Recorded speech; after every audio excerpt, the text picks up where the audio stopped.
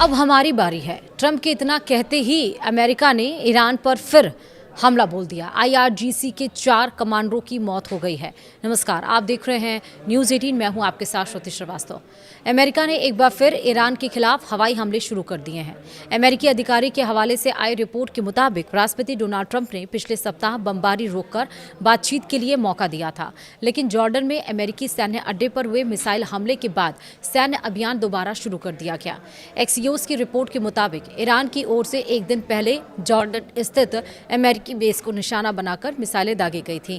अमेरिकी सेना का दावा है कि सभी मिसाइलों को बीच रास्ते में ही इंटरसेप्ट कर लिया गया।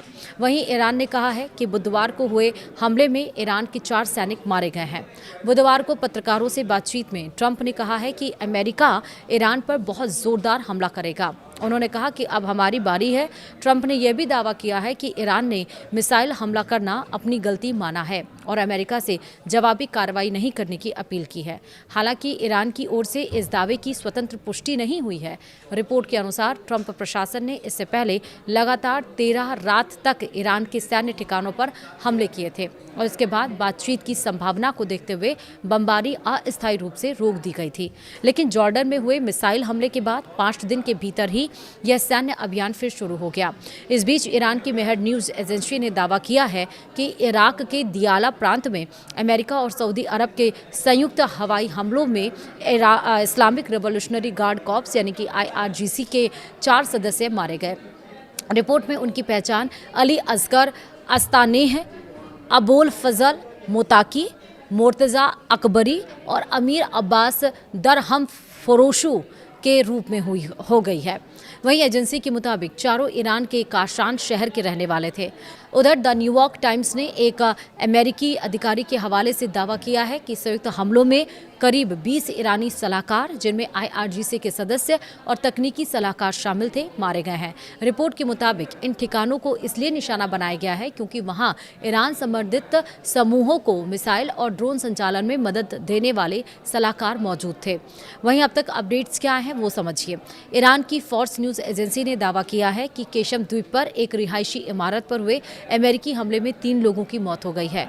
रिपोर्ट में होमोर्ज़गान यूनिवर्सिटी ऑफ मेडिकल साइंसेज के हवाले से कहा गया है कि मृतकों में एक दंपत्ति और उनका 2 साल का बच्चा शामिल है। रिपोर्ट के मुताबिक इस हमले में घायल 7 और 9 साल की उम्र के 2 अन्य बच्चों का अस्पताल में इलाज चल रहा है। इससे पहले बचाव दल ने मलबे से बच्चों को सुरक्षित बाहर निकाला और उसकी जानकारी भी दी थी। फिलहाल अमेरिका का कहना है कि उसने केवल सैन्य निगरानी और रक्षा से जुड़े ठिकानों को निशाना बनाया है। इन दावों की स्वतंत्र पुष्टि नहीं हुई है।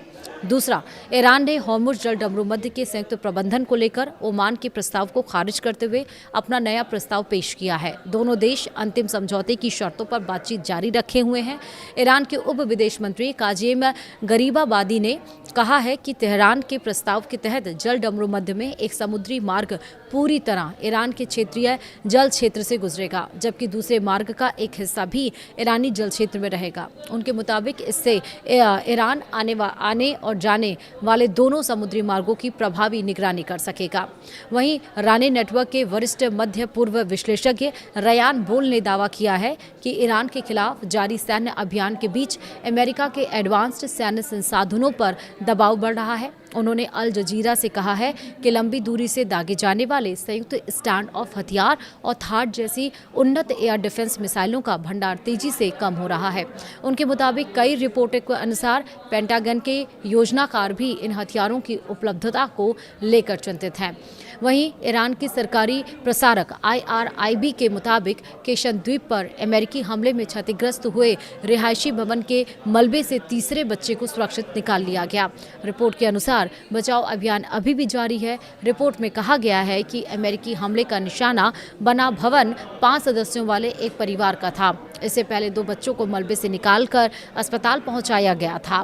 तो यानी कि बमबारी जारी है, गोलेबारी जारी है, एक दूसरे के ऊपर स्ट्राइक जारी है, लेकिन अब ज़रूरत है कि ये युद्ध थमना चाहिए। फिलहाल वीडियो में इतना ही। नमस्कार।